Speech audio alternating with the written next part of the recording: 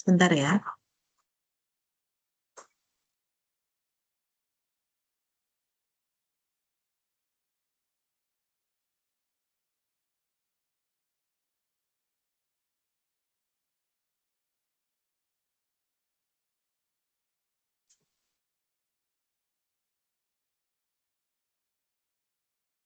Oh, nggak bisa ya.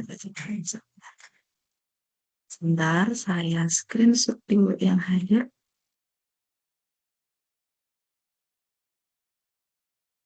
Oke.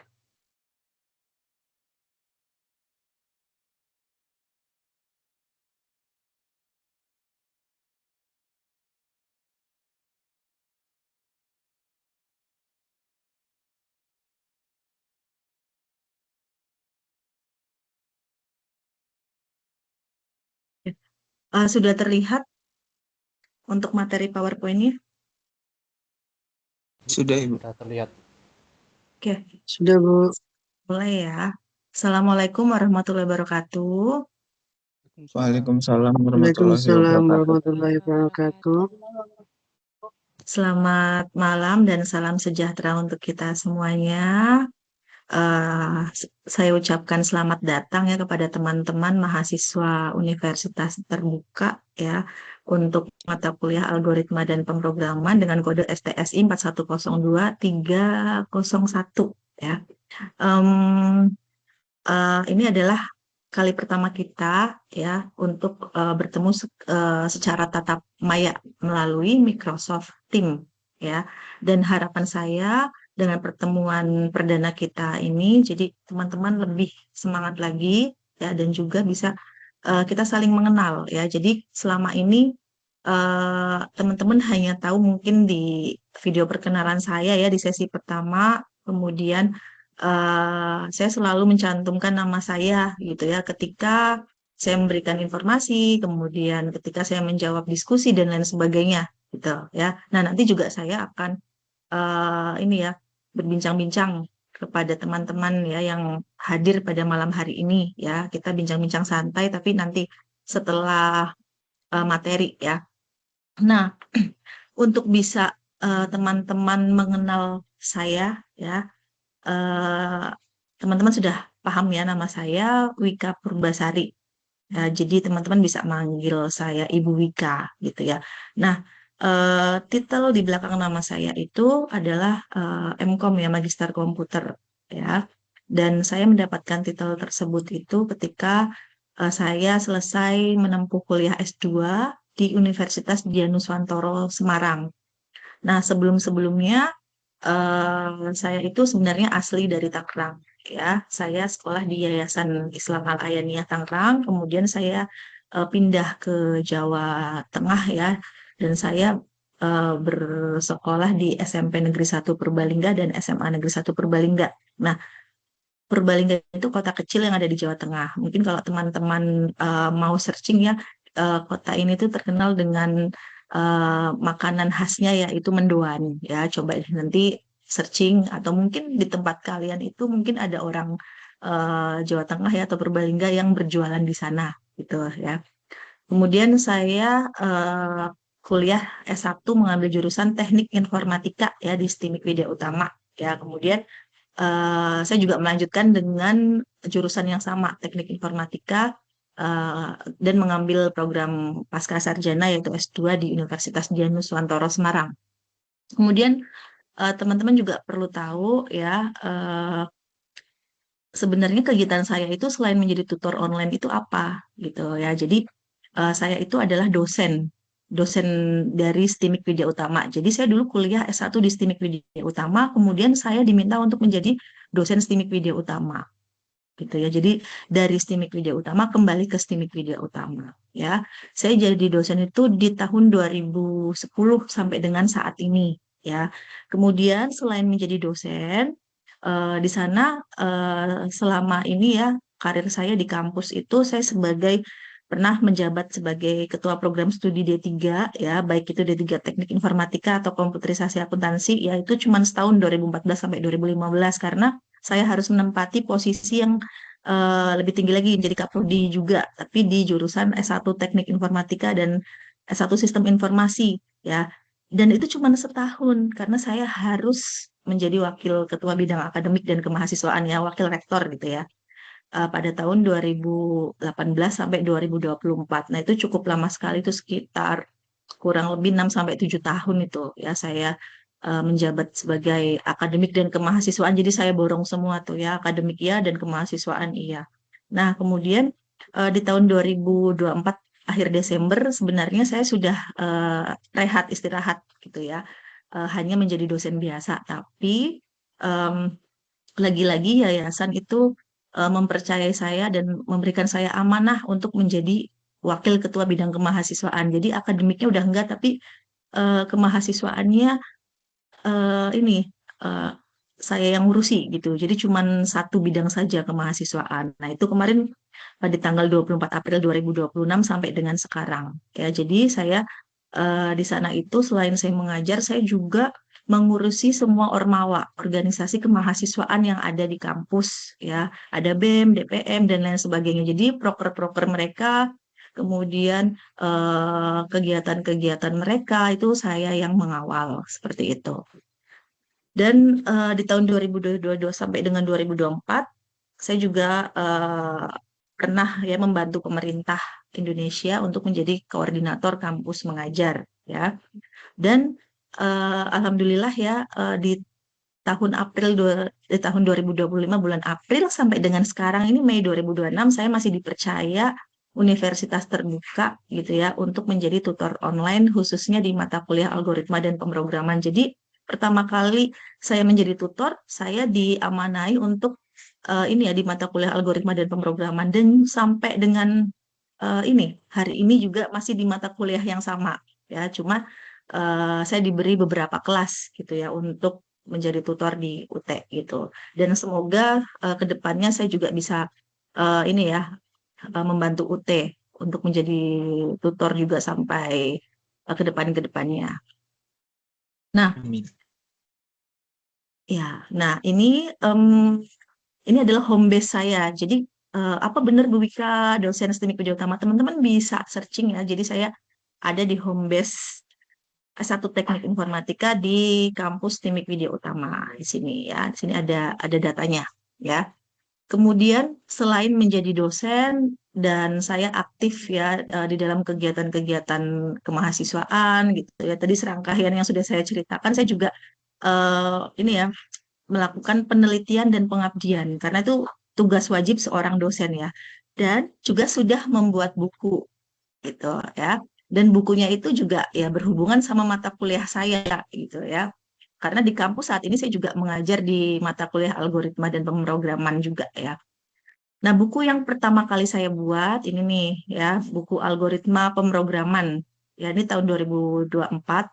Sebenarnya ini buku kesekian gitu. Cuma yang berelasi dengan mengajar, nah ini baru di tahun 2024 gitu ya. Ini jumlah halamannya 242 ya. Kemudian ada buku sistem basis data ini saya buat di tahun 2024 juga, tapi di lain bulan gitu ya, setelah algoritma, kemudian sistem basis data karena di kampus saat ini saya juga mengajar sistem basis data. Jadi kompetensi saya itu di algoritma dan pemrograman, struktur data dan sistem basis data gitu ya, database. Kemudian ini di sistem basis data bukunya ada 161 halaman dan terakhir kemarin di 2026 bulan April ya baru kurang lebih 20 harian yang lalu ya. Saya membuat buku judulnya Dasar-dasar Algoritma dan Pemrograman menggunakan Python. Ya, jadi pemrogramannya menggunakan Python. Nah, itu jumlahnya 174 halaman. Nah, mungkin bagi teman-teman yang ingin membaca buku-buku ini yang sudah saya buat, silakan searching aja di Google. Ya, mungkin buku-buku ini bisa menjadi sumber ini ya literasi teman-teman ya tambahan gitu ya. Tidak hanya yang ada di UT, tapi juga di luar UT gitu ya. Nah, materi yang akan kita bahas atau kita komunikasikan atau kita diskusikan bareng-bareng ya untuk malam hari ini nanti ada ini ya beberapa materi, ada pengantar algoritma dan pemrograman, kemudian struktur dasar algoritma, ada representasi algoritma, kemudian itu terdiri dari flowchart dan pseudocode ya. Kemudian nanti terakhir kita akan membahas tugas satu ya. Em, saya lihat tuh ya di sistem e-learning UT dari 20 mahasiswa baru sekitar 5 sampai 6 yang submit tugas gitu. Nah, harapan saya ya setelah pertemuan tatap muka virtual pada malam hari ini, harapan saya teman-teman itu sudah menyelesaikan tugasnya dan sudah submit sebelum waktu deadline gitu ya.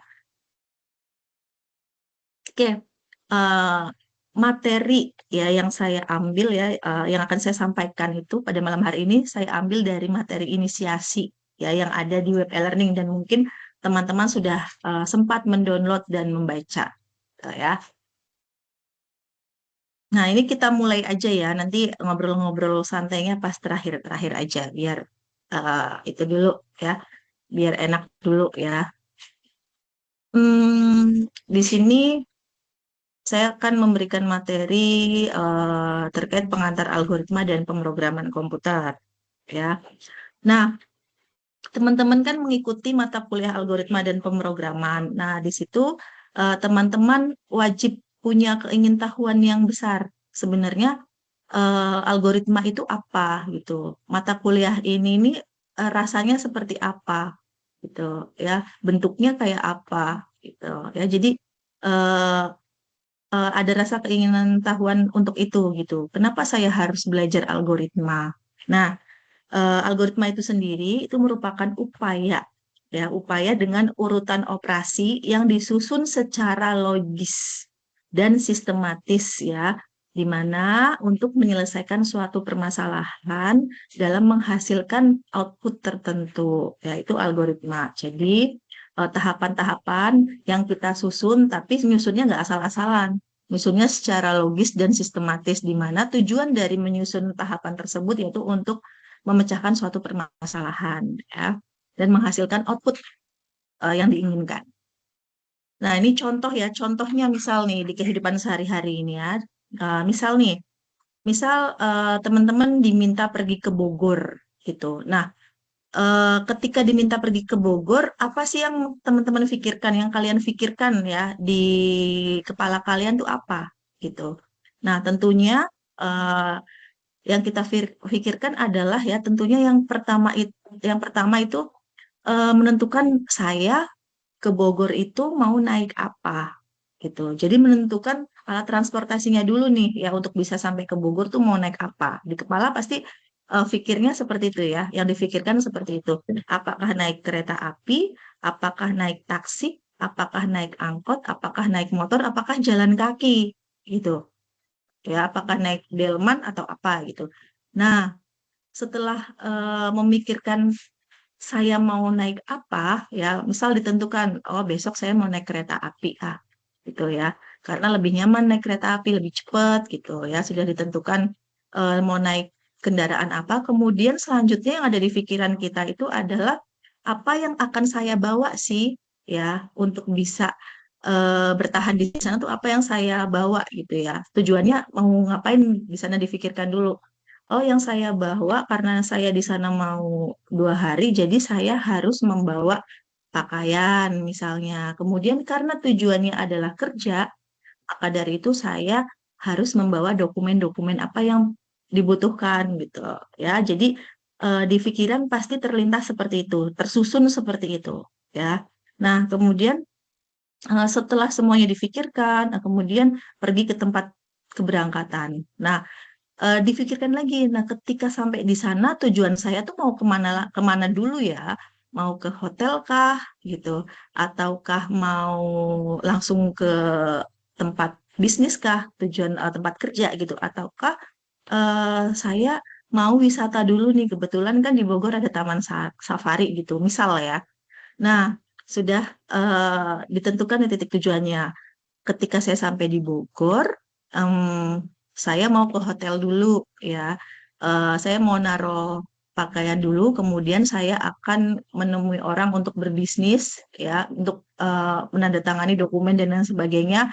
Dan mungkin karena sudah terlanjur di Bogor, ya sekalian aja saya mau berwisata ke Taman Safari, ya. Kemudian tiba di Bogor dengan selamat. Nah, itu adalah rangkaian-rangkaian yang kita pikirkan di kepala, ya, ketika kita ingin menuju Bogor, gitu.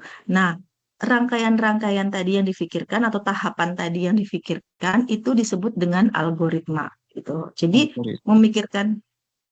memikirkan itu tidak asal-asalan juga, gitu, ya. Jadi terstruktur, kemudian logis, gitu, ya. Itu contoh kesehariannya seperti itu, ya. Kita next, ya. Oke. Nah, apa sih alasan kita menggunakan algoritma itu apa? Tuh. Nah, algoritma itu sama dengan skill atau keterampilan. Jadi, kemampuan untuk merancang, menerapkan, dan memahami serangkaian langkah-langkah terstruktur untuk menyelesaikan suatu masalah atau tugas tertentu, gitu. Nah, ini merupakan keterampilan berpikir komputasi yang memungkinkan seseorang memecahkan masalah dengan lebih efisien dan efektif, gitu ya. Jadi algoritma ini tadi seperti yang saya katakan sebelumnya merupakan serangkaian tahapan-tahapan, gitu, yang dirancang secara logis, gitu ya, dan sistematis, di mana tahapan tersebut itu bisa ini ya untuk menyelesaikan permasalahan dan juga menampilkan output yang diinginkan.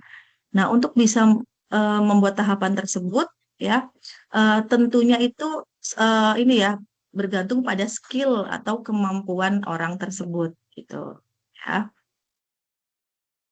Nah, kemudian apa alasan menggunakan algoritma yang lain? Tentunya adalah efisien, abstraksi, dan reusability, ya.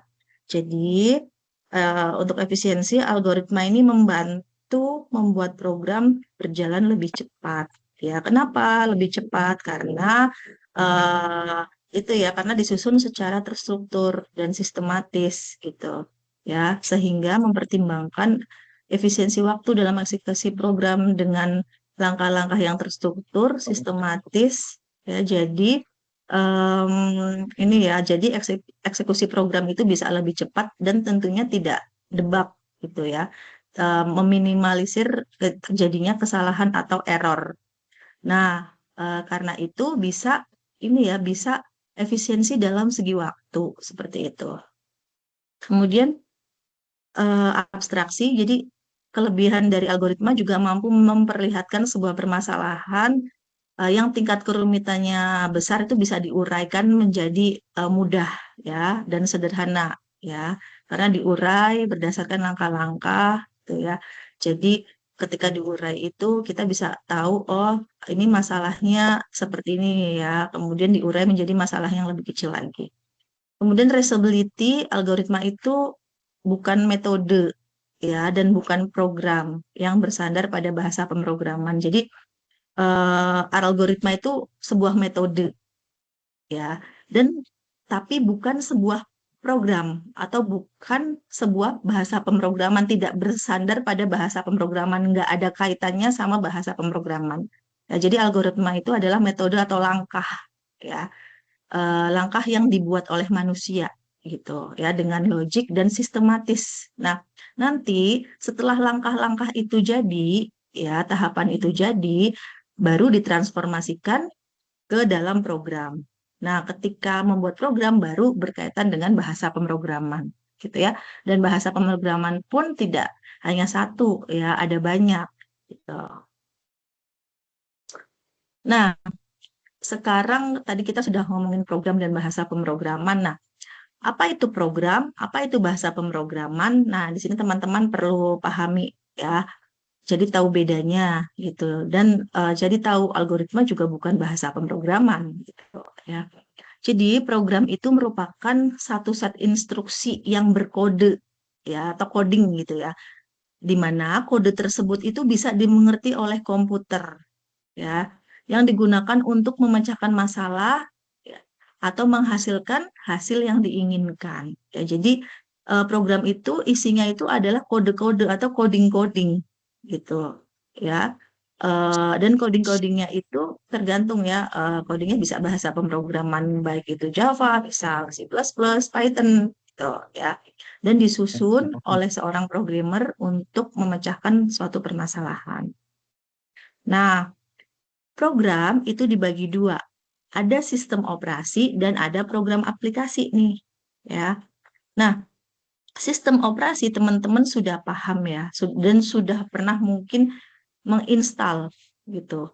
Ada Windows, ya, ada Linux, ada Red Hat, dan Solaris, ya, macOS, dan masih banyak lagi, ya. Mau yang gratis, mau yang berbayar ada, ya.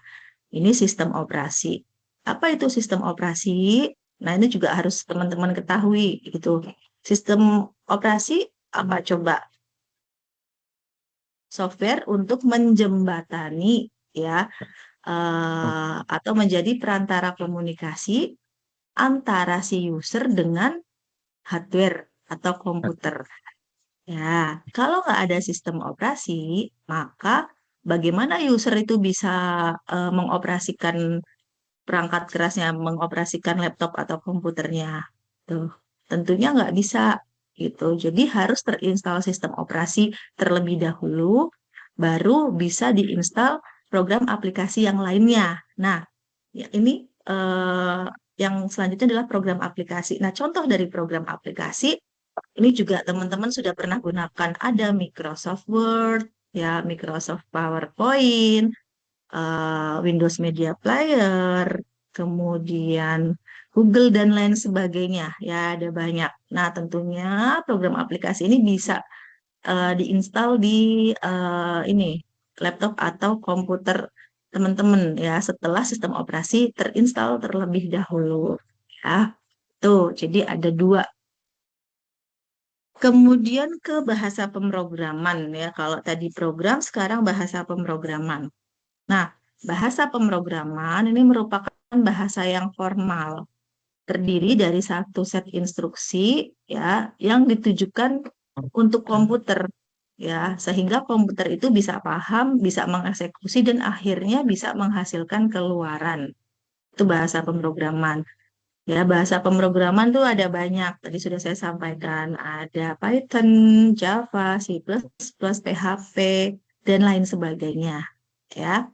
Nah, bahasa pemrograman itu terdiri dari beberapa level. Ada bahasa pemrograman tingkat rendah, ya, contohnya ada bahasa mesin, tuh ya. Kemudian bahasa pemrograman tingkat menengah, contohnya bahasa rakitan, dan bahasa pemrograman tingkat tinggi ada Java, Delphi, dan lain sebagainya. Nah, nanti di praktek setelahnya ya kita akan belajar bahasa pemrograman Java. Jadi tingkat tinggi ya. Nah, sekarang kalau tadi ada programmer, kemudian bahasa pemrograman. Nah, sekarang kita mengenal istilah programmer. Ya, apa itu programmer? Programmer itu merupakan ini ya, seseorang atau orang di mana dia itu secara profesional bertanggung jawab atas perangkat lunak. Jadi programmer itu tugasnya adalah membuat aplikasi, ya. Nah, aplikasi sekarang yang teman-teman gunakan Microsoft Teams, misal, kemudian web e-learning, UT ya, kemudian Shopee, TikTok, Facebook, Twitter. Nah, itu yang buat itu namanya programmer gitu. Yang ngedevelop sistem tersebut dinamai dengan programmer ya. Nah, harapannya teman-teman nanti setelah lulus dari UT siapa tahu bisa menjadi programmer gitu ya. Makanya tidak semua mahasiswa IT itu akan menjadi programmer. Jadi programmer itu butuh keahlian atau skill dan minat gitu ya. Nah, next selanjutnya terkait penyelesaian masalah dengan program ya. Bagaimana kita itu akan menyelesaikan masalah dengan program ya.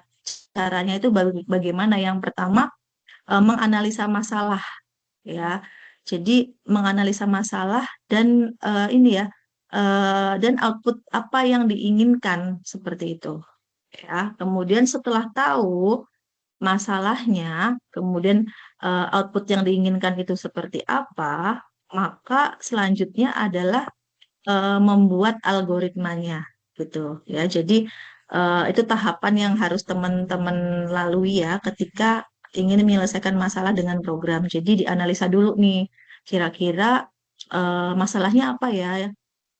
Dia itu user tersebut itu inginnya itu outputnya yang bagaimana gitu. Nah, eh, jadi kita itu setelah tahu masalahnya bisa membuat algoritmanya ya. Nah, kemudian setelah dibuat algoritmanya, entah itu mungkin dengan flowchart gitu ataupun dengan pseudocode gitu ya. Selanjutnya adalah mentransformasikan algoritma tersebut ke dalam bentuk program atau coding-coding, mengcoding dengan bahasa pemrograman gitu ya. Nah, setelah jadi bahasa pemrograman jadi, selanjutnya adalah mengeksekusi program tersebut ya. Kemudian menguji program. Apakah program tersebut itu mengalami permasalahan atau debug ya ketika running, ketika program berjalan seperti itu ya. Jadi cara penyelesaian masalah dengan program itu nggak ujuk-ujuk langsung bikin coding gitu, tapi kita menentukan atau menganalisa masalahnya dulu, kemudian kebutuhan atau output yang diinginkan oleh user. Nah, setelah tahu kita bisa membuat algoritmanya ya, baik itu dengan flowchart ataupun pseudocode gitu. Nah, setelah jadi flowchart atau pseudocode ya baru kita transformasikan itu ke dalam bentuk program. Kita mengcoding, membuat ini ya, membuat ini serangkaian program. Kemudian mengeksekusi program dan menguji program itu apakah sudah sesuai dengan kebutuhan user dengan output yang diinginkan atau belum. Seperti itu.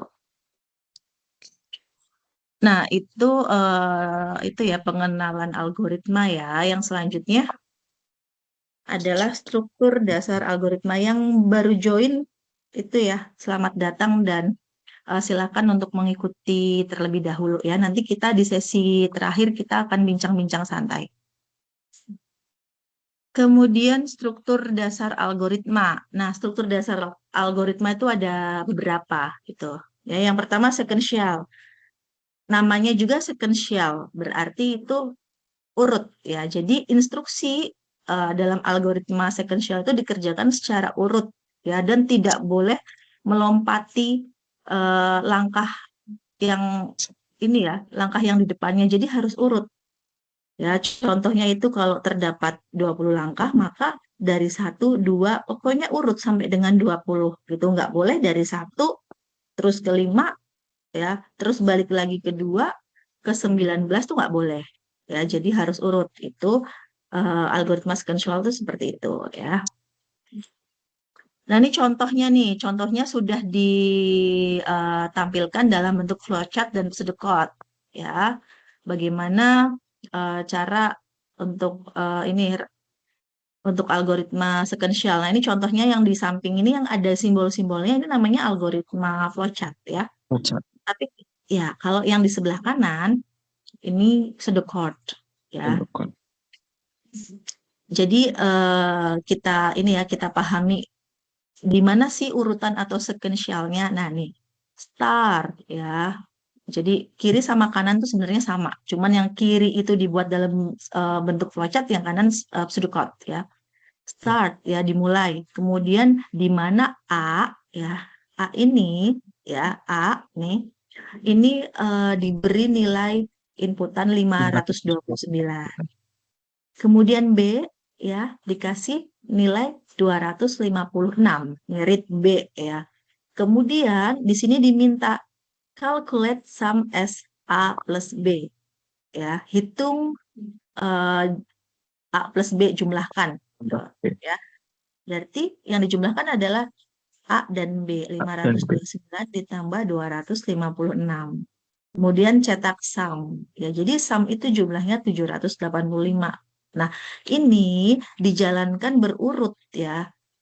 di-read dulu A-nya, inputannya ya, kemudian B-nya baru dijumlahkan. Jadi bukan mulai terus hitung sum A plus B. Nah, mana yang mau dihitung?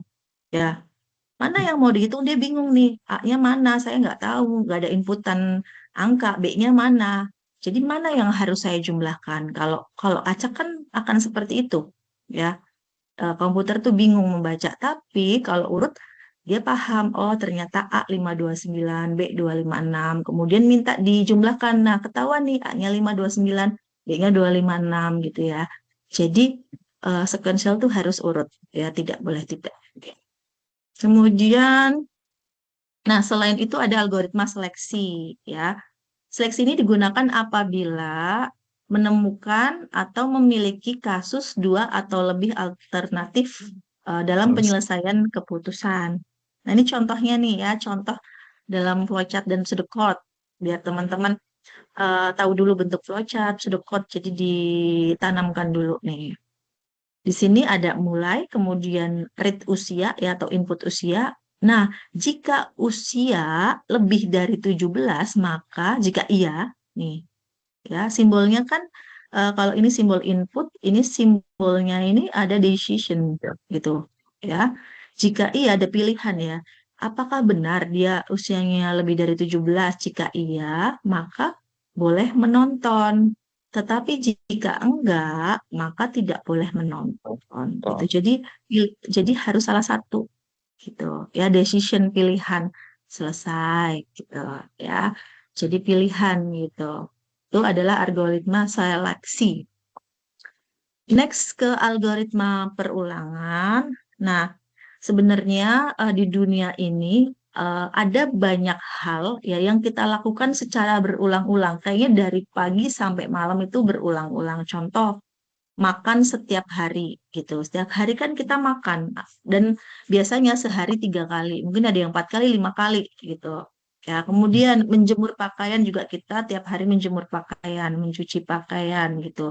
Tiap hari pergi ke kampus, diulang-ulang seperti itu. Tiap hari pergi bekerja, diulang-ulang seperti itu gitu. Ya.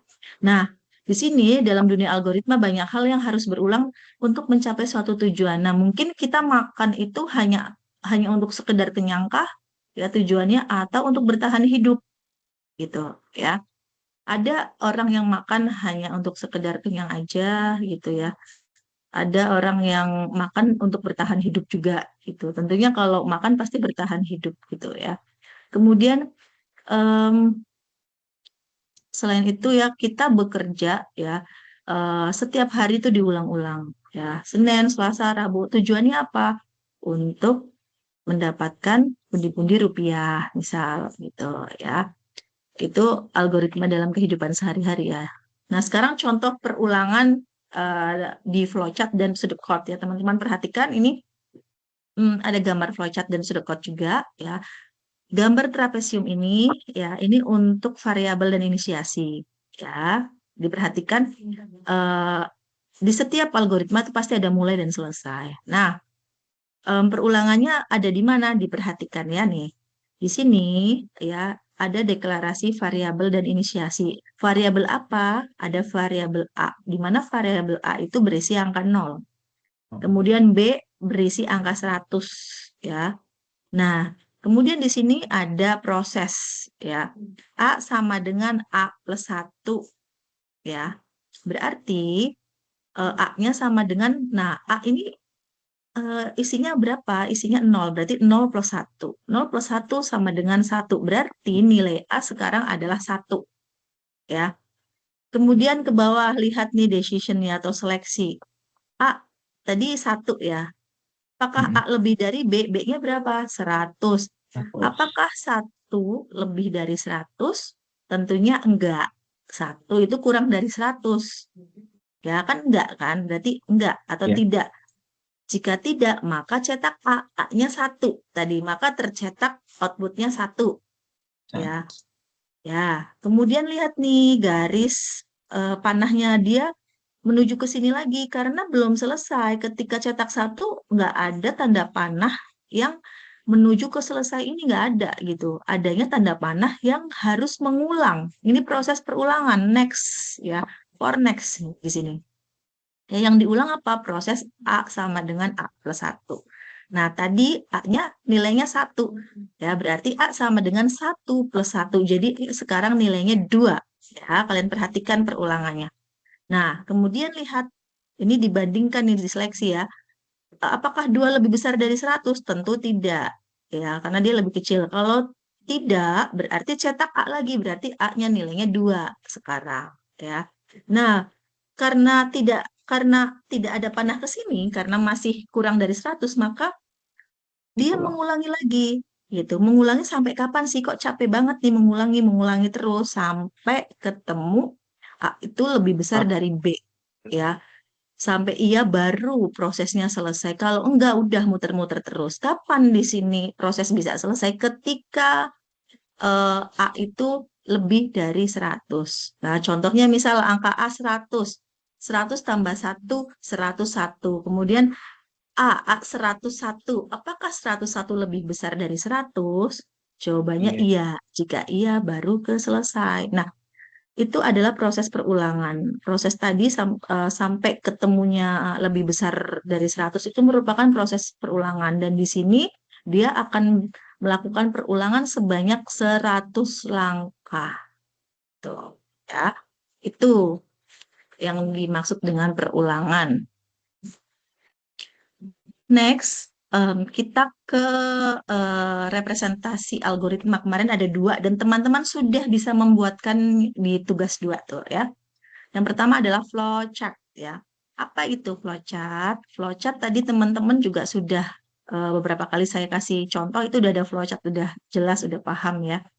Merupakan jenis diagram atau grafis atau simbolik yang mewakili suatu algoritma atau proses tertentu. Nah, di mana setiap langkah ya di dalam flowchart itu mewakili algoritma ya, diwakili oleh algoritma oleh simbol yang sama atau berbeda ya.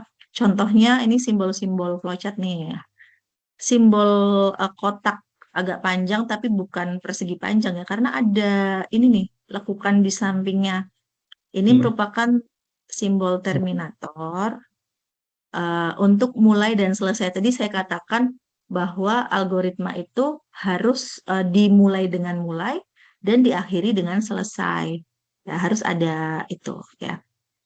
Kemudian ini simbol untuk preparation ya, untuk deklarasi atau inisiasi ya. Jadi untuk menyimpan suatu variabel ya. Apa itu variabel? Variabel itu gunanya untuk menampung data Udah. ya.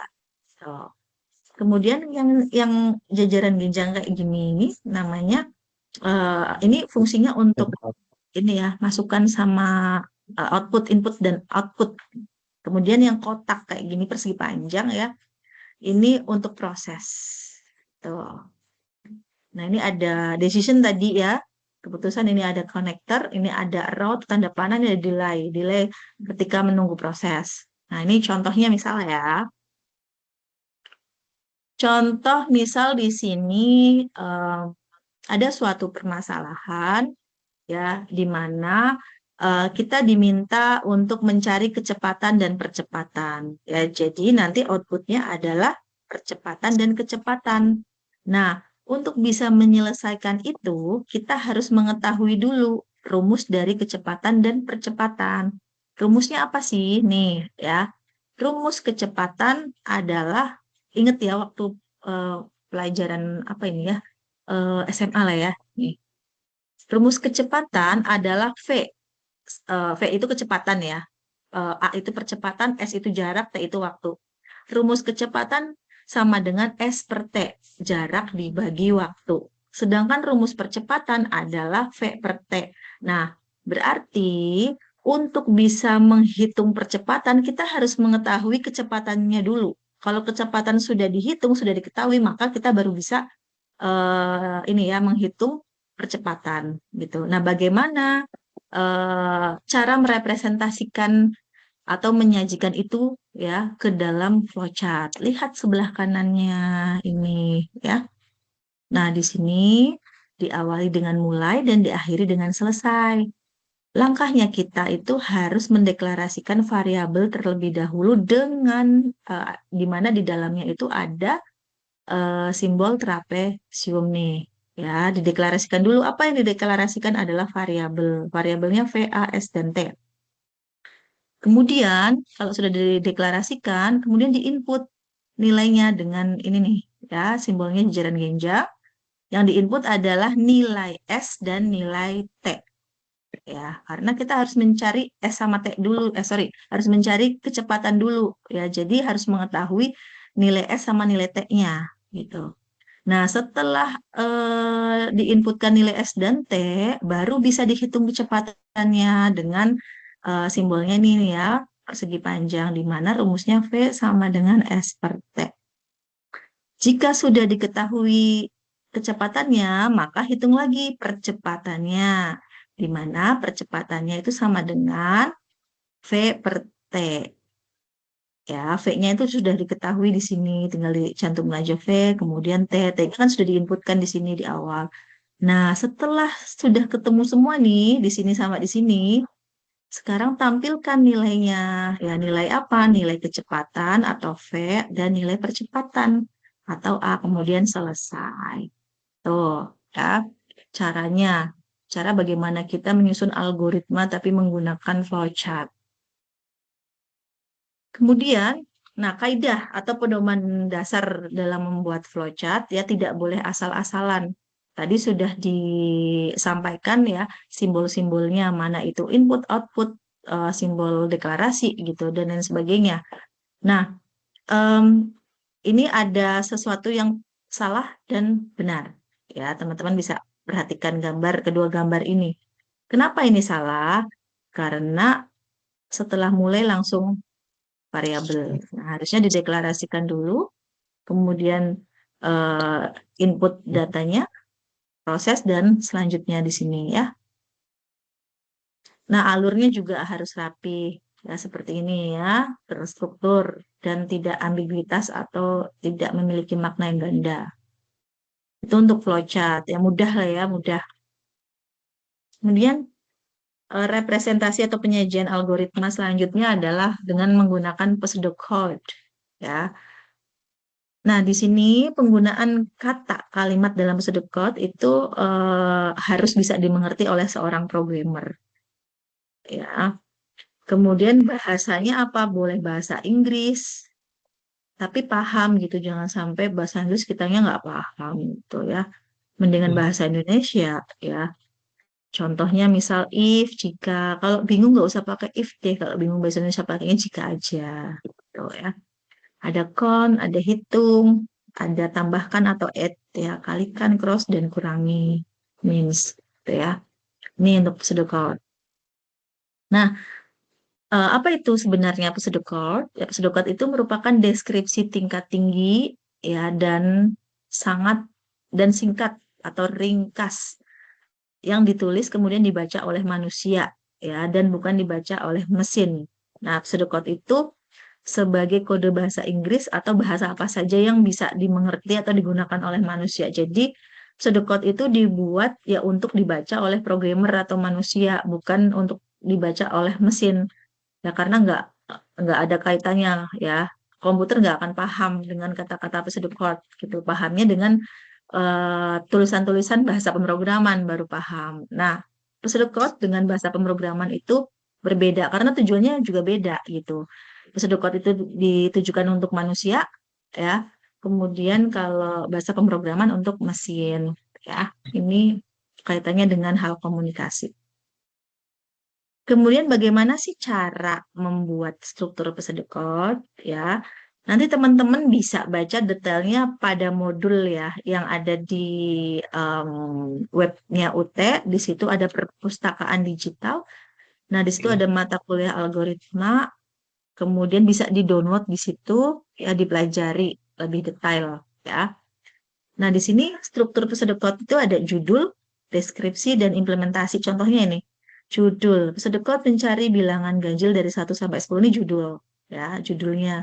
Jadi kita itu, kalau nggak dikasih judul kan bingung ini cari apaan sih gitu ya. Kemudian ada deskripsi. Deskripsi ini berisi pendeklarasian variabel ya sampai dengan integer i nih. Kemudian ini adalah implementasi algoritma. Inisiasi awal i dimulai dari 1, perulangan ini adalah implementasi algoritmanya ya. Jadi harus memuat 3 tadi, judul dulu, kemudian pendeklarasian ya atau deskripsi, kemudian baru implementasi algoritma. Nah, itu materi sampai ke sedekot ya untuk malam hari ini. Nanti di pertemuan web kedua itu kita sudah masuk ke pemrograman dengan Java ya, buat dengan Java. Nah, sekarang sesi yang terakhir adalah tugas ya, kita membahas tugas.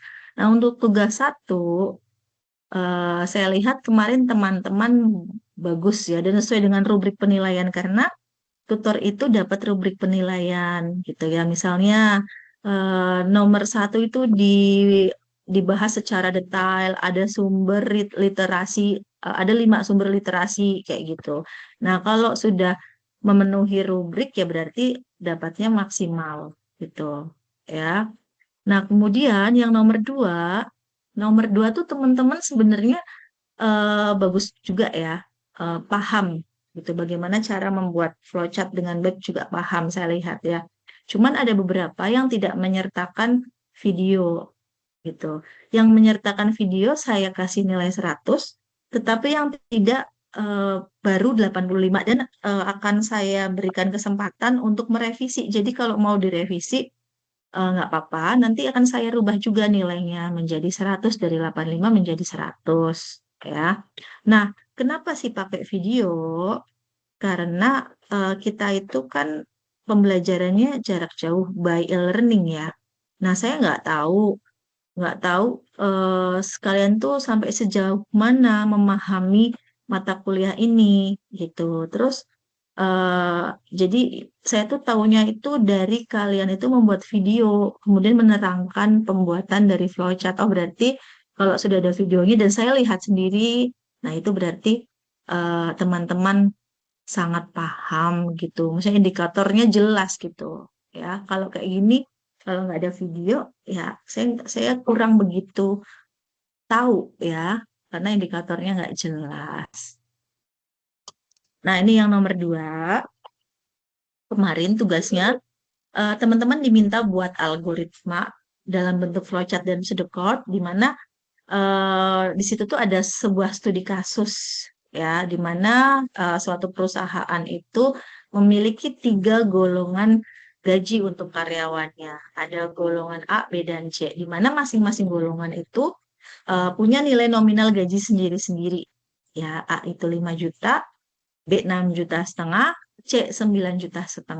Nah, kemudian di dalam suatu perusahaan tersebut ini ya, ada aturan mengenai jam lembur, di mana setiap jamnya itu memiliki prosentase besaran gaji sendiri-sendiri, diambilkan dari prosentase gaji pokok ya, dan berbeda-beda tiap jamnya. Untuk 1 jam itu 30% dari gaji pokok, 2 jam 32% dari gaji pokok, 3 jam 34% dari gaji pokok, 4 jam 36% dari gaji pokok, 5 sampai dengan lebih itu 38% dari gaji pokok. Bagaimana kalau 10, Bu? Ya 38%. Bagaimana kalau 12 jam lemburnya? Ya 38%, sesuai dengan aturan yang ada di situ. Ya. Nah, di sini inputan ketika menentukan gaji bersih ya atau penghasilan bersih, itu inputannya adalah golongan dan jam lembur. Ya, di mana nanti penghasilannya atau gaji bersihnya atau penghasilan bersihnya itu merupakan gabungan dari gaji golongan sama gaji dia lembur. Ya, itu soal ceritanya seperti itu. Nah, kemarin teman-teman juga sudah menggambarkan baik sekali seperti ini gitu ya. Di sini mulai ya, input golongan, masukkan jam lembur, kemudian apakah golongan itu sama, apakah golongan yang diinputkan adalah A gitu. Jika A ya, jika iya, maka dia itu punya gaji 5 juta ya. Tetapi jika bukan A berarti B, gajinya 6,5 juta, dan jika bukan B berarti 9,5 juta. Di sini tidak perlu digambar C gitu. Ya kalau nggak B ya pokoknya C lah ya di sini. Gajinya 9,5 juta. Tuh. Nah, kalau sudah diketahui golongannya baru diketahui jam lemburnya. Apakah misal nih A ya gaji golongan, apakah jam lemburnya itu kurang dari dua? Kurang dua, dari dua berarti satu. Oh, jika iya maka 3% dari gaji pokok. Jika tidak, maka dibaca lagi apakah kurang dari tiga berarti 2 jam, berarti 32%. Sudah sampai apakah apakah 5 jam atau lebih. Jika tidak, maka 38%. Nah, jika sudah diketahui, maka bisa dikalkulasi ya antara gaji golongan ya dan gaji lemburnya. Nah, jika sudah ketemu bisa ditampilkan. Setelah itu selesai. Simple gitu aja ya, gampang. Dan saya lihat benar semua itu ya. Cuman masalahnya ada yang di video dan enggak gitu aja. Nah, untuk episode code juga tadi ya harus ada judulnya algoritma hitung gaji karyawan, kemudian ada deskripsinya itu ada deklarasi ya. Di sini ada berapa nih? 1, 2, 3, 4, 5 variabel ya, di mana 4 itu bernilai integer karena nanti yang diinputkan adalah angka ya, serta golongan itu tipe datanya karakter ya, karena golongan itu berisi data A, B, dan C, jadi tipe datanya karakter. Nah, kemudian baru implementasi algoritmanya ini ya. Nah, ini masukkan golongan karyawan, misal A, ya input golongan A. Ya, jika A, maka gaji golongannya 5 juta. Kemudian baru lemburnya, jika lemburnya satu, bisa 2 jam, maka 32% kali gaji pokok. Ya, kemudian baru dijumlahkan dan ditampilkan. Ya, seperti itu, simple banget. Ya, sebentar. Sebentar ya, saya screenshot dulu ya.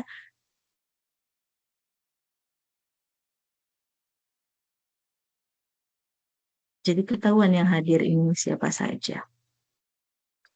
Nah, itu tadi materi ya yang sudah saya sampaikan sampai dengan tugas ya. Tadi kan saya udah kenalan. Sekarang saya pengen kenalan nih sama satu-satu. Ada 8 orang yang ada di sini ya. Kita ngobrol-ngobrol atau diskusi kecil lah ya. Mas Adian Saputra ada? Ya, ada Bu. Oke, Mas Adian. Semester berapa sekarang? Semester 1 Bu. Oh, baru ya. Ya, baru maba. Oh, maba ya. Tadi di kelas sebelumnya saya juga ngajar kelas UT sama ya, sebelumnya di jam 4 sampai jam 6 itu gabungan, ada semester 1, semester 4, semester 5 gitu. Ya, jadi ternyata ada beberapa semester gitu. Dan di sini coba nanti saya belum tahu nih ada Mas Ardian semester 1 ya.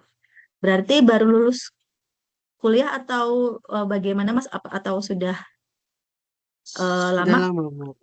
Udah lama Bu. Sekarang umur berapa? Udah Umur kayaknya berapa Mas? 2015 lulus ya. Sekarang umur 30. Oh, oh gitu. Berarti sudah berkeluarga ya, Mas Adian? Ya sudah Bu. Alhamdulillah. Alhamdulillah. Ya, berarti ini untuk menunjang kerja ya, Mas ya? Iya Bu. Betul lah Bu. Oh gitu. Oke, oke. Sudah punya anak, Mas Adian? Belum Bu. Masih proses ya. Oh, oke. Tadi dari mana? Daerah mana? Oh, dari Bengkulu Bu. Oh, Bengkulu. Ya, jauh ya. Ya, Oke, lumayan Bu. eh, semangat ya Mas Adian ya. Walaupun sudah Ya, siap Bu. 30 tahun, eh, tetap semangat gitu ya. Nanti kalau ada kesempatan sudah lulus S1, nanti ke S2, ke S3 gitu ya. Siap Bu. Mumpung ada jalan gitu. Iya Berarti Bu. belum ada putra, Mas Adian. Belum nih Bu. Belum Bu. Sudah berapa tahun menikah? Kayaknya jalan 4. ya yang sabar ya karena dulu saya 10 tahun menikah baru dikasih anak dan langsung kembar. Alhamdulillah Oh, ya. alhamdulillah. Iya. Ya, Bu. Jadi apa jangan putus asa ya. Semangat Eh, terus ya, ya. Masih ada yang lebih lama saya ya. 10 tahun. Oke, terima kasih Mas Adian ya. ya, Bu, sama-sama, Kemudian, Bu. oke, Mas Arif, Dika Rivaldi. Ada? Ya Bu, ada Bu. Oke, Mas Arif. Sekarang Hmm, semester berapa Mas Arif? Semester 3 Bu. Semester 3 ada satu, ada tiga ya. Asalnya dari mana ini daerah mana?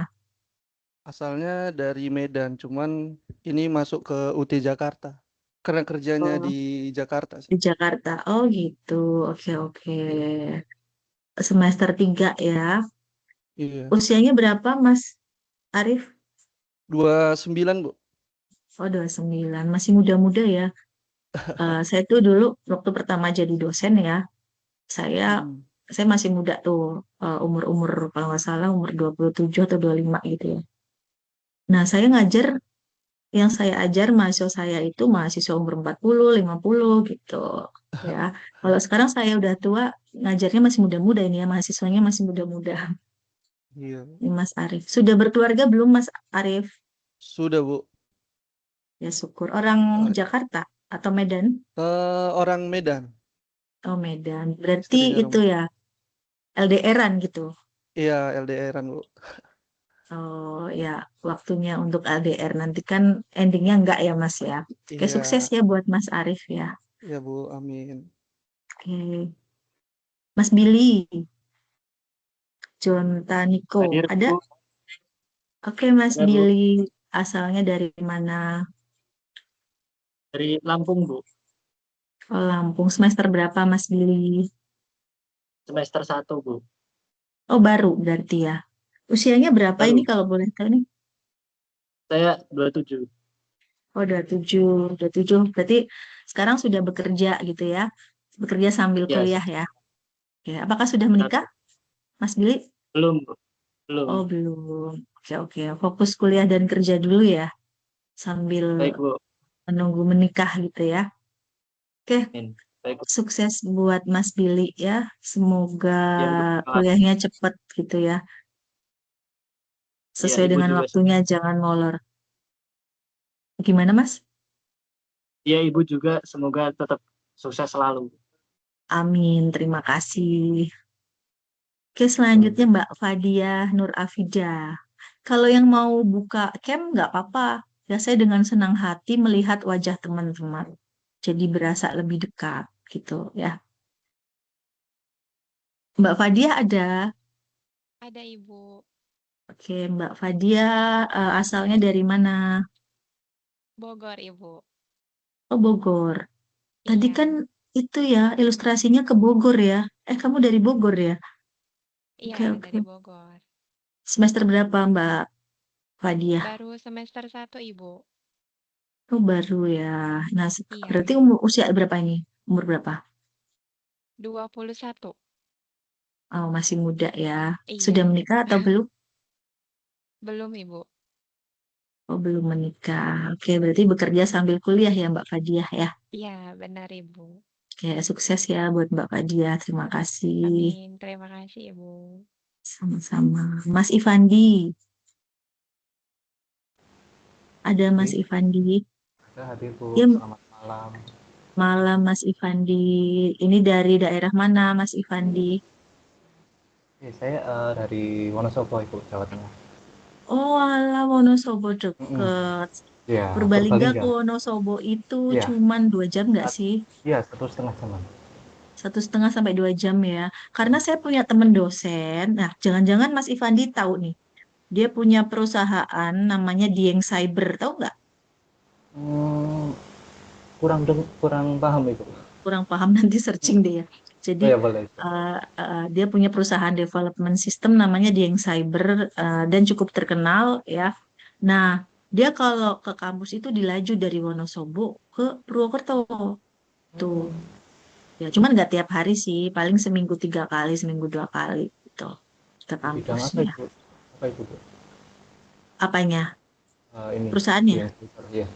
Oh, itu development IT, Mas. Jadi Oh, dia itu nge-build sistem-sistem dan sudah sampai ke ini ya, ke internasional kayak gitu. Tuh, dan juga bisa mengeluarkan sertifikasi kompetensi kayak gitu. Jadi di hmm, bidang IT dia emang hmm. fokusnya di situ. Tuh, saya juga sering lewat Wonosobo waktu S2 dulu. Oh Di ya, Laju ya dari ke Jogja. Purbalingga ke Oh, Semarang. Naik travel dulu kan nggak ada hmm, kereta api ya. Belum ada gitu, ya, belum ada belum tujuan ada. ke Semarang dari Purwokerto. Jadi naiknya travel tuh. Betul. Tapi cukup lama sih kalau naik travel itu ya. Hmm. Enak jalannya Bu Nah, di sini. iya. Mas Ivandi semester berapa tadi ya? Saya satu Bu, baru mulai. Oh, baru. Hmm. Oh, baru. Berarti bekerja sambil kuliah ya? Iya, iya benar. Aslinya Wonosobo ya? Iya, asli Wonosobo. Usianya berapa?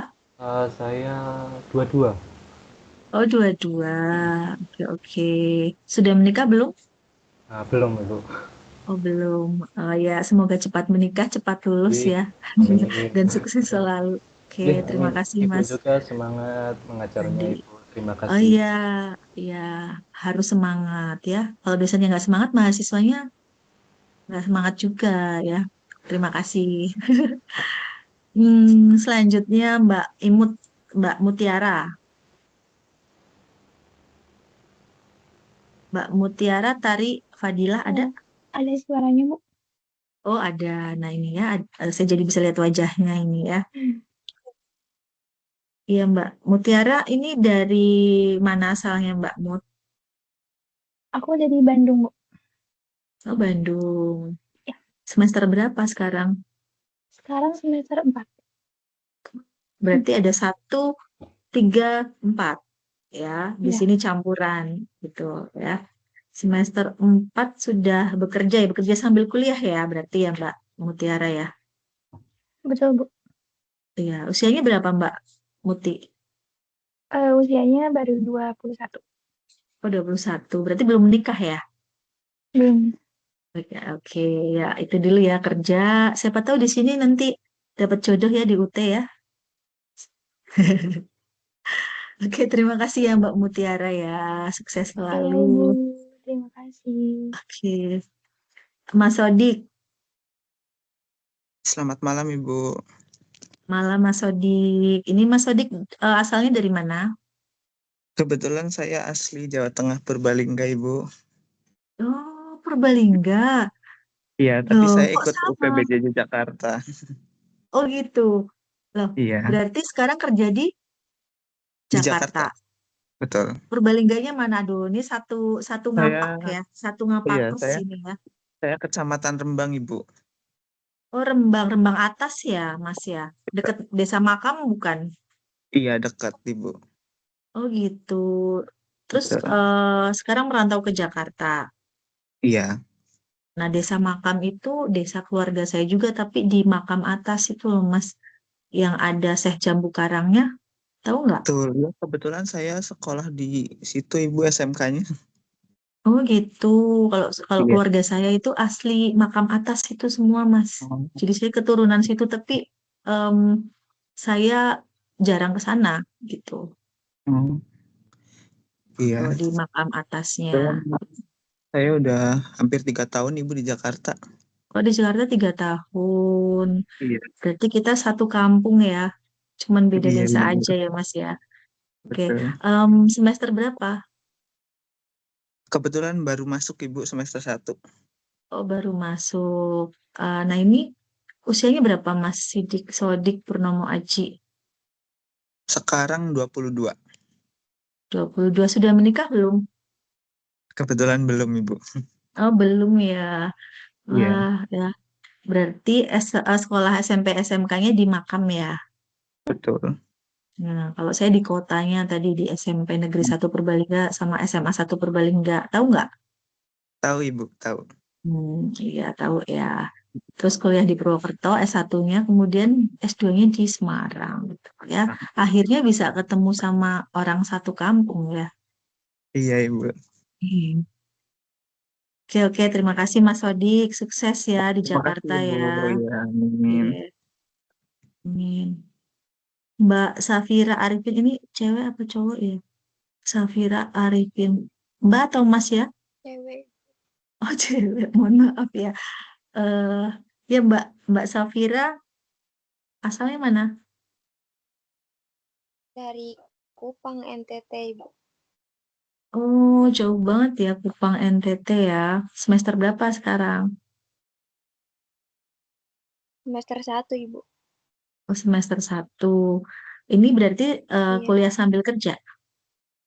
Iya, Ibu. Oke, ini usianya berapa Mbak Safira Arifin? 23. Masih muda ya, belum nikah berarti ya? Belum, Ibu. Oke, ya apa semoga sukses, kuliahnya cepat lulus ya Mbak Safira ya. Ya, amin, Ibu. Terima kasih. Amin. Ya, kembali kasih. Oke, saya sudah ini ya, sudah saya tanya satu-satu asalnya mana, semester berapa gitu ya. Jadi kita mungkin tidak perlu sungkan lagi kalau di WhatsApp grup ya. Jadi sudah mengenal gitu ya, walaupun mungkin nanti selama perkuliahan di mata kuliah algoritma mungkin kayaknya kalau saya nggak salah ingat itu ada 4 kali pertemuan tatap muka seperti ini via Microsoft Teams ya. Jadi kurang 3 lagi gitu. Dan untuk pertemuan tatap mukanya itu via online seperti ini itu kayaknya 2 minggu lagi gitu. Oke, sampai di sini ada yang perlu didiskusikan nggak, teman-teman? Mungkin sudah cukup, Ibu. Oh, sudah cukup ya. Oke, kalau sudah Bu, ya. cukup, ya, kalau sudah cukup nanti teman-teman bisa istirahat ya karena sudah malam juga nih, sudah jam 8 lebih karena besok harus bekerja lagi ya. Dan mohon maaf saya juga bisa mengajarnya sore atau malam ya. Setelah Ini, Bu. saya pulang mengajar gitu. Jadi habis dari kampus saya ngajar UT gitu ya. Oke, eh, sukses buat teman-teman semua ya. Semoga selalu diberi kesehatan, kuliahnya lancar dan terima kasih ya atas pertemuan pertama kita pada hari ini ya. Sampai ketemu lagi di pertemuan yang selanjutnya. Eh, saya akhiri ya. Selamat malam. Assalamualaikum warahmatullahi wabarakatuh. Waalaikumsalam. Terima kasih, Bu. Terima kasih, Oke, Bu. terima kasih. Terima kasih Bu. Ya, boleh silahkan. Baik, Bu. Ya.